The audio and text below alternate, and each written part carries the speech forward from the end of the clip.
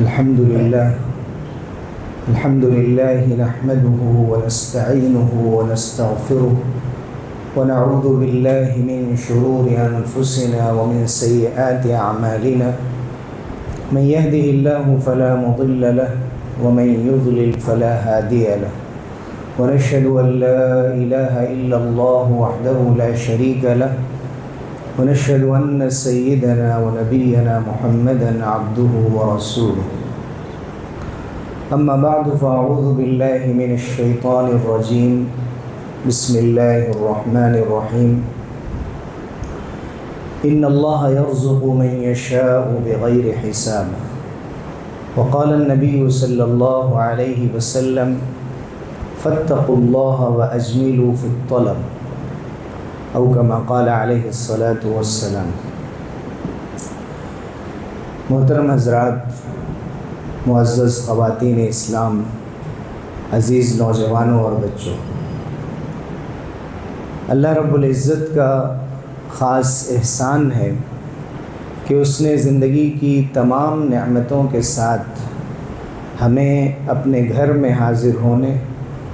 اور صرف اپنے سامنے سر جھکانے اور صرف اسی سے مانگنے کی توفیق دی۔ اس سے بڑھ کر اللہ کی کوئی نعمت نہیں ہو سکتی۔ اللہ تعالی ہمیں اسی پر قائم رکھے، اسی پہ زندگی دے، اسی پہ موت عطا فرمائے۔ حضرات، اللہ نے اس دنیا کو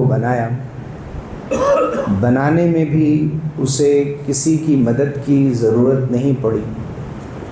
وَلَمْ يَعْيَ بِخَلْقِهِنَّ، اسے زمین و آسمان اور ان کے درمیان جو چیزیں ہیں ان کو پیدا کرنے میں کوئی تھکاوٹ نہیں ہوئی، کسی کی مدد کی ضرورت نہیں پڑی۔ اور اللہ نے جب مخلوق کو پیدا کیا، انسان کو اور دوسری مخلوقات کو، تو ان کی ضرورتوں سے بھی وہ واقف ہے۔ اس کو معلوم ہے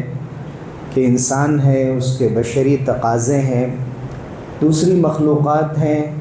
ان کی ضرورتیں ہیں۔ ان ضرورتوں کے مطابق بھی چیزیں اللہ تعالیٰ نے پیدا کی اور رزق کی ذمہ داری اپنے اوپر رکھی۔ چنانچہ اللہ تعالیٰ نے اپنے اسماء حسنیٰ میں، اپنے صفات علیٰ میں جو اللہ کے اچھے اچھے نام ہیں، ان میں اپنے ایک خاص نام کا ذکر کیا کہ ان اللہ هو الرزاق، کہ بے شک اللہ تعالیٰ خوب رزق دینے والا ہے، ذو القوت المتین، اور طاقتور ہے، وہ کمزور نہیں پڑتا کہ کسی مخلوق کو اس کا رزق نہ پہنچا سکے، وہ بہت ہی مضبوط ہے، متین ہے۔ اور کہیں فرمایا گیا کہ وہ خیر الرازقین، کہ اللہ نے جن لوگوں کے ذمے بھی دوسروں تک کھانے کے ذرائع، پینے کے ذرائع پہنچانے کا حق دے رکھا ہے، موقع دے رکھا ہے، ذمہ داریاں دے رکھی ہیں، وہ بھی ایک طرح سے رزق کو پہنچانے کا ذریعہ بنتے ہیں۔ لیکن ان سب میں جو سب سے بہتر اور آخری سہارا ہے، جو رکن شدید ہے، وہ اللہ کی ذات ہے۔ وہ خیر الرازقین، وہی بہترین رزق دینے والا ہے، احسان نہیں جتاتا، شرمندہ نہیں کرتا، انتظار زیادہ نہیں کرواتا، ضرورت کی چیزیں فراہم کرتا رہتا ہے، اور جتنی زیادہ ضروری چیزیں ہیں اتنی مفت عطا کرتا رہتا ہے۔ اسی لیے فرمایا گیا وَكَانَ اللَّهُ عَلَى كُلِّ شَيْءٍ مُقِيتًا، اللہ تعالیٰ ہر چیز پر قدرت رکھنے والا ہے۔ قرآن میں بہت سی جگہ پر قدرت رکھنے کے لیے قدیر کا لفظ استعمال کیا گیا کہ ان اللہ علی کل شیء قدیر، قادر، اللہ تعالیٰ ہر چیز پر قدرت رکھنے والا ہے۔ لیکن یہاں پر طاقت اور قدرت رکھنے کے لیے مقیت کا لفظ استعمال ہوا۔ مقیت کے ایک معنی تو یہ ہے کہ اللہ کی قدرت ہر چیز پر عام ہے، دوسرے معنی یہ ہیں قوت کے معنی رزق کے ہوتے ہیں۔ قوت کے معنی خصوصاً انسان کو جن غذائی اشیاء کی، کھانے پینے کی چیزوں کی ضرورت پڑتی ہے، وہ مراد۔ تو اللہ تعالیٰ مقیت ہے، یعنی ہر انسان کی ضرورت کے مطابق اس کو رزق فراہم کرتا رہتا ہے۔ تو اللہ کے اسماء حسنیٰ میں سے دو نام ایسے ہیں کہ جو خاص رزق سے متعلق ہے، رزاق بھی المقیت بھی. اسی طرح اور جو اسماء حسنی ہے، الباسط ہے، وہ رزق کو کشادہ کر دیتا ہے، پھیلا کر دیتا ہے. الوہاب ہے، وہ عطا کرنے والا ہے، بخشش کرنے والا ہے، اس میں بھی رزق کا دینا شامل ہے. اور اس کے علاوہ بھی آپ اللہ کے جن ناموں پر بھی غور کریں گے، اس نام کے اندر انسان کی زندگی کی آسانیوں میں کے لیے جن چیزوں کی ضرورت ہے ان کی فراہمی کا ذکر بھی ملتا ہے. اور ہمیں پوری طرح اس بات کا یقین ہونا چاہیے کہ ہم اور آپ مل کر، یا بڑا سے بڑا انسان بھی اپنے ایک لقمے کا انتظام نہیں کر سکتا جب تک کہ اللہ کا فیصلہ نہ ہو. چونکہ اللہ رب العزت نے انتظام فرما دیا پہلے ہی، یعنی انسان کو جب اس دنیا میں پیدا کیا اس سے 50,000 سال پہلے. اب اللہ کے علم میں ہے کہ 50,000 سال سے کیا مراد ہے، اللہ کے پاس یہ کتنی بڑی مدت ہوتی ہے. تو اللہ رب العزت نے کہیں 1,000 سال، کہیں ایک دن کو 50,000 سال کے برابر قرار دیا ہے اپنے پاس قیامت کے دن. تو اللہ نے 50,000 سال پہلے انسانوں کی تقدیریں لکھ دی اور سب کچھ لکھ دیا. لوح محفوظ میں ساری چیزیں محفوظ ہیں. اور انسان جب اپنے ماں کے پیٹ میں ہوتا ہے اور 120 دن یعنی 4 مہینے کے بعد فرشتے کو بھیجا جاتا ہے کہ اس میں جان ڈال دیں، روح پھونک دیں، تو وہ روح بھی پھونکتا ہے اور اس کے ساتھ یکتب رزقہ وَأَجَلَهُ وَعَمَلَهُ اور شقی ام سعید، یہ بھی لکھ دیتا ہے کہ یہ کیا کرنے والا ہے، اسے کیا رزق ملے گا، یہ اس کی عمر کتنی ہوگی، مدت کتنی ہوگی، یہ نیک ہوگا یا بد ہوگا، بدبخت ہوگا یا نیک بخت ہوگا. یہ تمام چیزیں اللہ رب العزت نے لکھ دی ہیں اور اسے چھپا دیا ہے، ہمیں بتایا نہیں ہے. ہمیں حکم دیا ہے کوشش کرو، محنت کرو، زمین میں ہم نے سارے خزانے رکھ دیے ہیں، تم محنت کرو، تم اپنے اسکلز کا استعمال کرو، اپنے ایفرٹ لگاؤ، محنت اور کوشش کے ذریعے سے رزق کو تلاش کرو. وابتغوا عند اللہ الرزق، اللہ کے پاس رزق تلاش کرو. واسألوا اللہ من فضل، اللہ کے فضل کا سوال کرو. مسجد سے نکلتے وقت بتائے گا اللہم انی اسألک من فضلک، اللہ میں آپ کے فضل میں سے کچھ کا سوال کرتا ہوں. اور فضل سے مراد بھی اللہ کی جانب سے طے شدہ رزق ہے. گھر سے ہم نکلتے ہیں بسم اللہ توکلت علی اللہ لا حول ولا قوت الا باللہ، اللہ کے نام سے، اللہ پر بھروسہ کرتا ہوں، کوئی طاقت، کوئی قوت، کوئی صلاحیت، کوئی ذریعہ، کوئی سبب کچھ بھی نہیں ہے جب تک کہ اللہ کی مرضی نہ ہو. الا باللہ، لا حول ولا قوت الا باللہ. اس کے معنی کو سوچ کر اور اس یقین کے ساتھ پڑھا جائے میں کچھ نہیں، میری عزت اور میرا منصب اور میری صلاحیت اور میرے دل و دماغ کے اندر کی طاقت، میرے جو لوگوں سے تعلقات اور جو وسائل اور میرا کاروبار اور میری کمپنی اور میری انڈسٹری کچھ نہیں ہے، اس کی ایک آنے کی حیثیت نہیں ہے اگر الا باللہ نہ ہو، اگر اللہ رب العزت کی طاقت اور اس کا فیصلہ نہ ہو. جب اس یقین کے ساتھ ہم پڑھتے ہوئے گھر سے نکلتے ہیں تو ایک فرشتہ جواب دیتا ہے ہدیت وکفیت ووقیت، تمہیں ہدایت دی گئی. ہدایت دینے سے مراد ایک تو یہ ہے کہ صحیح راستہ آخرت کا، دین کا سمجھایا گیا. دوسرے کہ جس کام کے لیے تم نکل رہے ہو اور تمہیں نہیں معلوم کہ اگلے قدم میں کیا ہونے والا ہے، اللہ نے تمہارے لیے راستہ نکال دیا. اللہ تمہارے لیے کافی ہو گیا اور تمہیں حادثات سے، مصیبتوں سے بچا لیا گیا. اس سے زیادہ سیکورٹی اور ضمانت انسان کو کیا چاہیے؟ ایک ایسی دنیا میں جب یا تو ان امپلائمنٹ اتنا زیادہ بڑھا ہوا ہے کہ انسان کو نوکری کی تلاش میں عمر کا بڑا حصہ گنوا دینا پڑتا ہے، یا یہ کہ پھر اگر کوئی جاب مل جائے تو جاب سیکورٹی نہیں ہے، انسرٹنیٹی کی کیفیت، ایسی کیفیت جو بے یقینی کی کیفیت ہے، معلوم نہیں کل کو نکال دیا جائے گا، شکریہ کا لیٹر دے دیا جائے گا کہ آپ سے کمپنی کو بہت فائدہ پہنچا، کب سلام کر کے رخصت کر دیا جائے، کچھ نہیں معلوم. کس پر انسان اس دنیا میں بھروسہ کرے؟ کسی پہ نہیں کر سکتا. تو بھروسے کے لیے اللہ نے اپنا دروازہ رکھا ہے. کہ اس دروازے کو کھٹکھٹاؤ اور ہمیشہ کھٹکھٹاتے رہو، یہ دروازہ کھلتا ہے،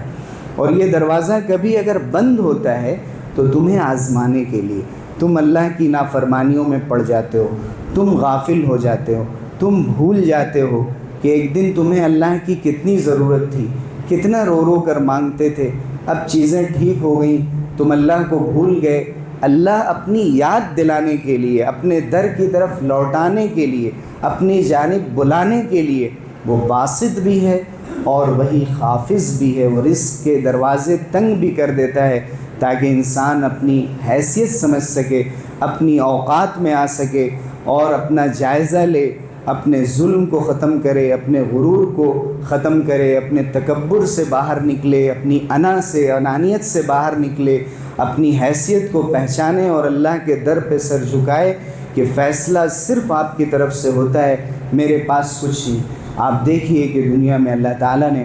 کتنا لوگوں کو نوازا ہے، کتنی عطا ہے اللہ کی، لیکن جتنے بڑے کاروبار، جتنے بڑے وسائل، اتنے بڑے خسارے، اتنے بڑے گھاٹے، اور وہاں پیسے ڈوبتے ہیں جہاں انسان کبھی سوچتا نہیں ہے، اور وہاں سے اللہ تعالیٰ انسان کو رزق فراہم کرتا ہے جہاں سے اس نے سوچا بھی نہیں تھا۔ وَكَأَيٍّ مِّن دَابَّةٍ لَا تَحْمِلُ رِزْقَهَا اللَّهُ يَرْزُقُهَا وَإِيَّاكُمْ، کہ کتنی ایسی مخلوق ہے کہ جو اپنے رزق کا خود سے انتظام نہیں کر سکتی، اللہ تعالیٰ اس کو بھی رزق دے رہا ہے، تمہیں بھی رزق دے رہا ہے۔ ایسے کیڑے مکوڑے، چیونٹیاں، ان کے لیے بھی رزق کا انتظام ہے، مچھر تک کے لیے رزق کا انتظام کیا گیا، اللہ ان کو دیتا ہے، ہمیں کیوں نہ دے گا؟ اللہ اپنے نافرمانوں کو، باغیوں کو، سرکشوں کو،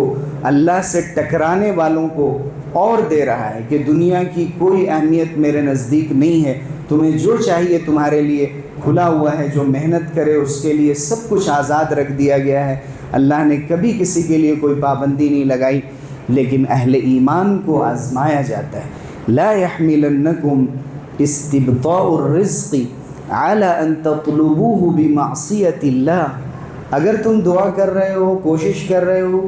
رزق کے دروازے، وسائل تمہیں نہیں مل رہے ہیں، تم قریب نہیں پہنچ پا رہے ہو، تو تمہاری یہ جو بے اطمینانی اور بے چینی کی کیفیت ہے، اور جس کی وجہ سے تم ڈپریشن کے شکار ہو جاتے ہو، تم مینٹل ہیلتھ کے جو پرابلمز ہیں، جو ڈس آرڈرز ہیں، ان میں مبتلا ہو جاتے ہو، اور دنیا میں 1 بلین کے قریب ایسے لوگوں کی تعداد پہنچ چکی ہے، اور جس کی وجہ سے تم خودکشی اور سوسائڈ تک پہنچ جاتے ہو، اور ہر 40 سیکنڈ میں ایک شخص خودکشی کر رہا ہے اس وقت، اور نہ جانے ان کی تعداد کتنی بڑھتی چلی جا رہی ہے۔ جتنے بھی مشکل حالات ہو جائیں، لیکن یہ مشکل حالات تمہیں اس بات کے لیے آمادہ نہ کریں کہ تم اللہ کی نافرمانی سے اس کا لکھا ہوا رزق تلاش کرو، حرام راستے سے تلاش کرو، کہیں سے بھی جمع کرنے کی کوشش کرو، تمہارے اندر حرص پیدا ہو جائے، لالچ پیدا ہو جائے، تم رشوت سے اپنا مال جمع کرنے لگو، تم جوا کھیلنے لگو، تم سٹے بازی کرنے لگو، اور تم لوگوں کا حق دبانے لگو۔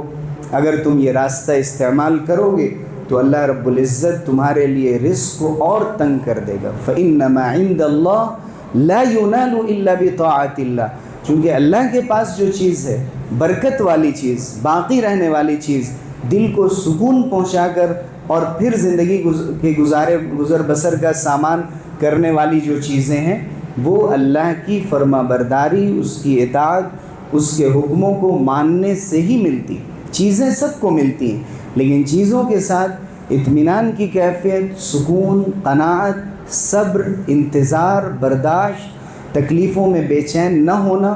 یہ جو کیفیت ہے وہ اللہ کے ان بندوں کو ہی حاصل ہوتی ہے جو اللہ کی اطاعت کے ساتھ اپنی زندگی گزارتے ہیں۔ اس لیے فرمایا گیا سورہ معارج میں، ان الانسان خلق ہلوعا،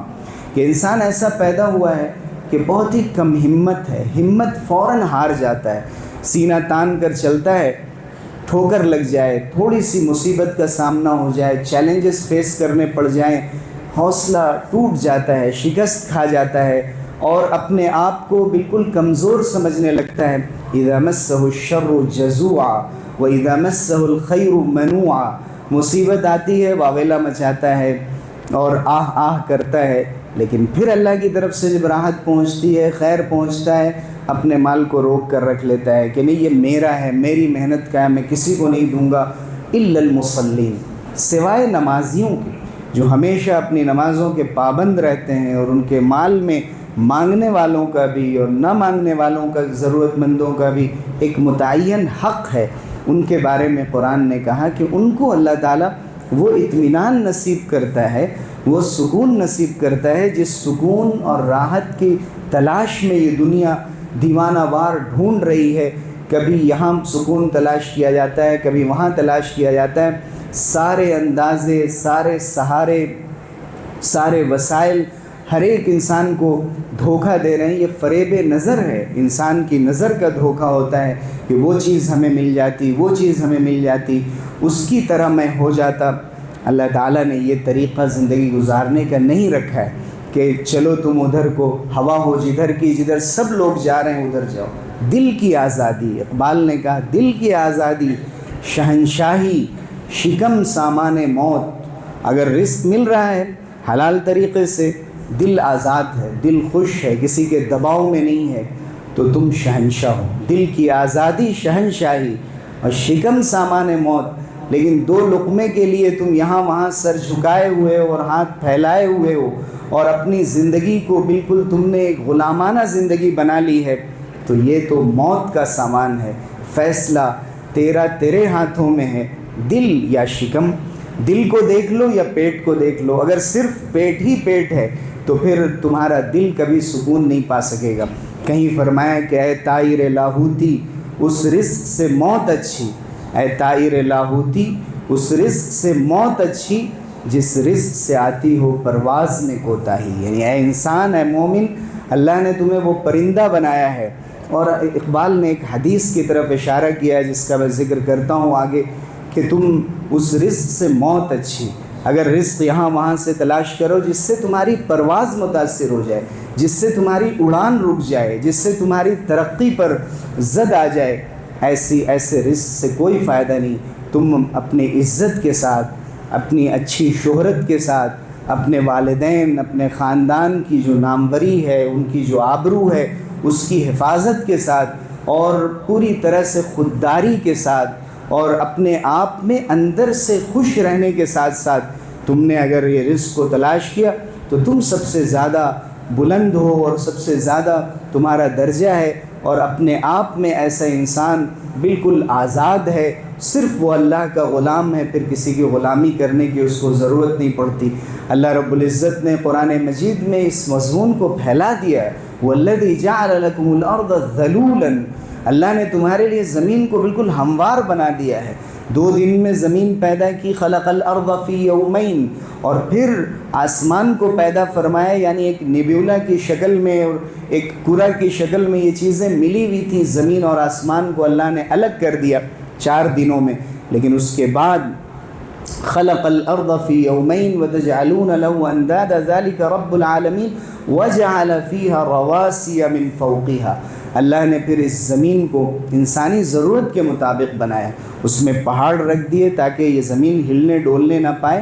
وَقَدَّرَ فِيهَا أَقْوَاتَهَا فِي 4 أَيَّامٍ، 2 دن میں زمین بنائی، اور 2 دن کے اندر اس کے اندر سواء للسائلین، تمام محتاجوں کی ضرورت کے اندازے کے مطابق سب کا رزق رکھ دیا ہے، اور کسی کے لیے رزق کو اللہ تعالیٰ نے روکا نہیں ہے۔ کہیں فرمایا کہ انتم اشد خلقا ام السماء، کیا تمہیں پیدا کرنا زیادہ مشکل تھا یا اس آسمان کو جو اتنا بلند نظر آ رہا ہے؟ رفع سمکها فسواها، اللہ نے اس کی چھت کو بلند کیا، اسے برابر کیا۔ واغطش لیلها واخرج ضحاها، اس کی راتوں کو اندھیرے میں تبدیل کیا اور اس کے دن میں دھوپ اور اجالے کا انتظام کیا۔ پھر آگے فرمایا کہ اس کے والارض بعد ذلك دحاها، اور اللہ نے زمین کو اس کے بعد پھیلا دیا۔ پھیلانے سے مراد یہ ہے کہ ہر چیز اس میں رکھ دی۔ اخرج منها ماءها ومرعاها، اس کے اندر انسان کے پانی کا انتظام، دوسری جو غذائی ضرورتیں ہیں اور اس کے جانوروں کی ضرورتیں ہیں، سب کا اللہ رب العزت نے انتظام کیا۔ اور زمین میں اللہ نے کیسی کیسی قوتیں رکھ دی، کیسے کیسے وسائل اور ریسورسز رکھ دیے، ایگریکلچر کے ریسورسز رکھ دیے، پورا فوڈ سسٹم بنا دیا، یہ اینیمل ریسورسز رکھ دیے، اللہ رب العزت نے جو میرین ریسورسز ہیں، سمندری جو ذرائع ہیں وہ رکھ دیے، اور آج ہم دیکھ رہے ہیں کہ سمندری راستوں کو اگر روک دیا جائے تو ایک دوسرے سے کتنے مفادات وابستہ ہیں۔ اللہ نے کیسا انتظام بنایا ہے، منرل کا انتظام ہے، مائننگ کا انتظام ہے، انسان کو یہ سکھایا کہ زمین سے آئرن کیسے نکالا جائے اور کوپر کیسے نکالا جائے اور لیتھیم کیسے دریافت کی جائے، اس سے پورا الیکٹرانک کا نظام چل رہا ہے، تمام ٹیکنالوجی چل رہی ہے، ای وی کا نظام چل رہا ہے۔ کیا چیز ہے کہ جس کے لیے اللہ رب العزت نے چیزیں رکھی نہیں ہیں زمین میں، لیکن انسان کو یہ کہا ہے کہ تم اسے تلاش کرو، اپنے ترقی کے راہیں ڈھونڈو، نئی نئی راہیں نکالو۔ اور اتنا رزق اللہ نے رکھا ہے کہ اگر یہ ظلم نہ ہو، دنیا میں ہتھیار نہ بیچے جائیں اور انسانوں کو سبوتاژ نہ کیا جائے، تباہ اور برباد نہ کیا جائے، تو تمام وسائل اگر صحیح طور پہ ڈسٹریبیوٹ کیے جائیں انسانوں میں تو نہ جانے کتنی چیزیں بچ جائیں، اور جتنی بھی انرجی ہے وہ ساری چیزیں ان میں سے انسانوں کو مناسب اور صحیح طور پر انصاف کے ساتھ، عدل کے ساتھ تقسیم کیا جائے تو کبھی کسی قسم کی قلت کی ضرورت نہ پڑے۔ لیکن یہ تو قبضہ ہے لوگوں کا، یہ تو استحصال ہے لوگوں کا کہ جن کے ہاتھ میں حکومت آئی، اقتدار آیا، انہوں نے عام لوگوں کو محروم کر دیا، انہوں نے عام لوگوں کو لائن میں کھڑا کر دیا۔ اللہ نے کسی کو لائن میں کھڑا نہیں کیا تھا۔ ہماری یہ بھی کمزوری تھی کہ رزق کے وسائل پہ ہم نے کنٹرول حاصل نہیں کیا، یا ہم نے اگر کنٹرول حاصل کیا تو وہ کسی دوسرے کے ہاتھ میں دے دیا اور کسی اور کو بیچ دیا، اور آج دنیا دیکھ رہی ہے کہ کون کہاں کھڑا ہے۔ جن لوگوں نے غلامی کی وہ آج بھی غلام ہیں، کل کوئی طاقت ابھرے گی، کل اس کے سامنے بھی غلام بن کر کھڑے ہوں گے۔ اور پہلے زمانے میں جو وقت گزرا ہے، کیسے کیسے سپر پاور پیدا ہوئے، ان کے سامنے بھی ہاتھ پھیلائے کھڑے تھے، اور ان سے ہی چیزیں لی جاتی ہیں اور انہی کو محروم رکھا جاتا ہے۔ یہ ہماری مسلم دنیا کی ایک بڑا کرائسس ہے۔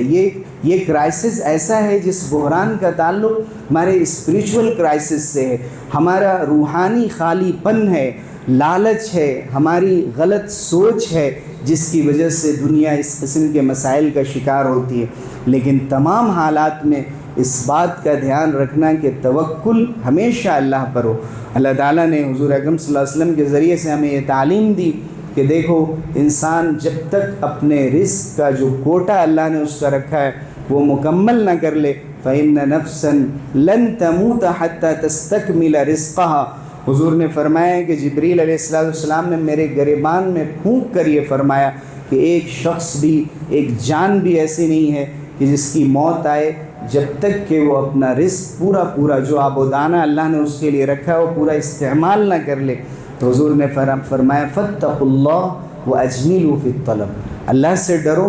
اور طلب کرنے میں، رزق کو حاصل کرنے میں بہترین طریقہ اختیار کرو، صحیح طریقہ اختیار کرو۔ اور اجملو کے ایک معنی یہ ہے کہ اللہ سے مانگو تو مکمل اور جامع اور پورا مانگو۔ ربنا آتینا فی الدنیا حسنہ، حسنہ کے اندر یہ تمام چیزیں آ جاتی ہیں، الگ الگ چھوٹی چیزیں مانگنے کی تمہیں ضرورت نہیں ہے، تم جامع ترین دعائیں مانگو اور ایک بار میں اللہ سے پوری چیزیں مانگ لو۔ جو حضور نے دعائیں سکھائی ہیں ان کی روشنی میں حضور اکرم صلی اللہ علیہ وسلم نے ہمیں یہ سکھایا کہ جب ہم اپنے بستر پر جائیں اور جب ہم آرام کے لیے لیٹیں تو جو دعائیں حضور نے سکھائیں اس میں ایک دعا یہ تھی، اللہم اسلمت نفسی الیک وفوضت امری الیک والجأت ظہری الیک رغبتا ورہبتا الیک لا ملجا ولا منجا منک الا الیک۔ اس کا مطلب یہ کہ اللہ میں نے آپ کے سپرد کیا، اپنے کو حوالے کیا، اور آپ کے علاوہ میرا کوئی سہارا نہیں ہے۔ آپ ہی میرے کام بنانے والے اور میرے مستقبل کے فیصلہ کرنے والے اور میرے بچوں کے جو مسائل ہیں ان کو حل کرنے والے ہیں، اور آپ ہی کی طرف میں لوٹ کر آ رہا ہوں، آپ ہی سے امید ہے، آپ ہی سے ڈرتا ہوں، کوئی سہارا کوئی پناہ نہیں ہے، لا ملجا ولا منجا، کوئی نجات کی جگہ نہیں ہے سوائے آپ کے۔ اسی لیے اس ورد کے طور پہ بھی پڑھنا چاہیے، لا ملجا ولا منجا منک الا الیک، اے اللہ کوئی سہارا کوئی پناہ نہیں، کوئی نجات کی جگہ نہیں سوائے آپ کے در کے اور سوائے آپ کے گھر کے۔ اللہ رب العزت سے اس یقین کے ساتھ دعا کی جائے۔ اور حضور صلی اللہ علیہ وسلم نے فرمایا کہ لو انکم تتوکلون علی اللہ حق توکلی، اگر تم اللہ پر توکل کرنے لگو، رزق کے وسائل کو اختیار کرنے کے بعد بھروسہ اللہ پہ رکھنے لگو، اچھا گمان اللہ پہ رکھنے لگو، اور توکل اس طرح کرو جیسے کہ اس کا حق ہے۔ اللہ پر اعتماد کیا ہے، کسی کمزور پہ نہیں کیا ہے، قوی پر کیا ہے، خالق ارض و سماوات پر کیا ہے، اور مالک کون و مکان پر کیا ہے، تو تمہیں اسی طاقت اور اعتماد کے ساتھ توکل کرنا چاہیے۔ تو اگر اللہ پر توکل کرو حق توکلی، یہ اصل اس حدیث کی جان ہے کہ ہم توکل تو کرتے ہیں لیکن جو اس کا حق ہے کہ اللہ سے امید بھی لگا رہے ہیں، شک بھی ہے، ہوگا یا نہیں ہوگا، معلوم نہیں، میں یہ مانگ تو رہا ہوں، پورا ہوگا یا نہیں ہوگا۔ ہمارا کام مانگنا پوری مضبوطی کے ساتھ، پختہ ارادے کے ساتھ۔ تو حضور نے فرمایا اگر اس طرح مانگو لرزقکم او لرزقتم کما یرزق الطیر، مشہور حدیث ہے، تو تمہیں وہاں سے رزق دیا جائے گا، اس طرح رزق دیا جائے گا جیسے پرندوں کو رزق دیا جاتا ہے۔ اور کہا جاتا ہے کہ یہ حدیث توکل کے سلسلے میں بنیاد ہے، سب سے مضبوط حدیث ہے یہ، اصل فی التوکل علی اللہ، اللہ پہ توکل کرنے کی جو تمام احادیث ہیں ان میں سب سے جامع حدیث یہ ہے کہ حضور صلی اللہ علیہ وسلم نے فرمایا کہ اس طرح تمہیں دیا جائے گا جیسے پرندوں کو دیا جاتا ہے۔ اس میں دونوں اشارے ہیں کہ پرندے بھی اپنے گھونسلوں سے ایک وقت میں نکلتے ہیں، تو تمہیں بھی نکلنا پڑے گا، محنت کرنی پڑے گی، لیکن اگر تم ان کی طرح سے توکل کر کے نکلو گے تغدو خماصا وتروح بطانا، کہ وہ خالی پیٹ نکلتے ہیں لیکن بھر پیٹ اپنے گھونسلوں میں، اپنے آشیانوں میں واپس آتے ہیں، ایسے ہی تمہیں بھی اللہ رب العزت وہاں سے نوازے گا من حیث لا یحتسب، جہاں سے انسان سوچتا بھی نہیں ہے، جہاں سے اس کے اندازے بھی نہیں ہوتے ہیں۔ اور سوتے ہی وقت کی ایک دعا حضور صلی اللہ علیہ وسلم یہ بھی پڑھا کرتے تھے، اور اس میں حمد ہے، اللہ کی تعریف ہے، الحمدللہ الذی اطعمنا وسقانا وکفانا فکم ممن لا کافی لہ ولا مؤوی، ساری تعریفیں اس اللہ کے لیے ہیں جس نے ہمیں کھلایا، جس نے ہمیں پلایا، جو ہمارے لیے کافی ہو گیا، اور جس نے ہمیں ہمارے بستر تک پہنچایا، اس سکون کی نیند کے لیے ہمیں پناہ دی۔ فَكَمْ مِمَّنْ لَا كَافِيَ لَهُ وَلَا مُؤْوِي، کتنے ایسے لوگ ہیں جن کا کوئی کافی ہونے والا نہیں، جس کا کوئی کام آنے والا نہیں، جس کو کوئی پناہ دینے والا نہیں، جس کو کوئی چھت فراہم کرنے والا نہیں، جس کو کوئی چادر اور بستر دینے والا نہیں۔ حضور کو دیکھیے اللہ سے کس طرح لو لگاتے تھے۔ کتنے ایسے لوگ ہیں جن کے لیے کوئی کافی ہونے والا نہیں، کوئی پناہ دینے والا نہیں، اور اس بھیڑ میں اللہ آپ نے مجھے سکون کی 2 روٹی دی، اور سکون سے مجھے میرے بیڈ پر پہنچایا، اور کل کے لیے ہمیں اچھی نیند رکھی تاکہ ہم کل پھر محنت کریں، کوشش کریں اور آگے بڑھیں۔ اللہ تعالیٰ سے یہ دعا کرنا، اس کی تعریف بیان کرنا، اور اپنے معمول میں شامل کر لینا کہ سوتے وقت اللہ کی تمام نعمتوں کو یاد کر کے الحمدللہ الحمدللہ بار بار کہا جائے، تاکہ اللہ رب العزت ہماری نعمتوں میں اضافہ فرمائے اور ہماری زندگیوں کو آسان فرمائے اور دوسروں کے کام آنے کی بھی توفیق دے۔ آمین۔ وآخر دعوانا الحمدللہ رب العالمین۔